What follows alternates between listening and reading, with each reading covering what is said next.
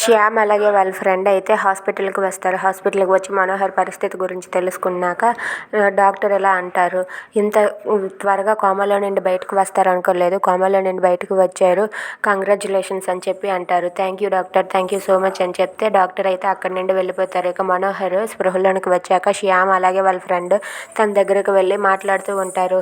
ఒక్కసారి లేచి కూర్చుంటానని చెప్పి మనోహర్ అయితే కూర్చుంటాడు. ఇక శ్యామ్ అయితే ఇలా అంటూ ఉంటాడు, రుక్మిణి గురించి నువ్వు నిజం బయట పెడతావా అని చెప్పి అంటూ ఉంటాడు. లేదు సార్, రుక్మిణి చాలా మోసగత్తే, నన్నే యాక్సిడెంట్ చేయించింది. ఆ రోజు నాకు కారు డాష్ ఇచ్చినప్పుడు లోపల రుక్మిణి ఉంది, నేను చూశాను సార్ అని చెప్పి అంటాడు. అది విన్న శ్యామ్ ఏదో ఒక్కసారిగా షాక్ అయ్యి, ఏంటి నీకు యాక్సిడెంట్ చేయించింది ఆ రుక్మిణియేనా? అది ఎంత దిగజారుతుందని నేను అస్సలు అనుకోలేదు అని చెప్పి అంటూ ఉంటాడు. పదండి సార్, మీ భార్య రాధ ముందు నేను రుక్మిణి నిజ స్వరూపాన్ని బయట పెడతాను.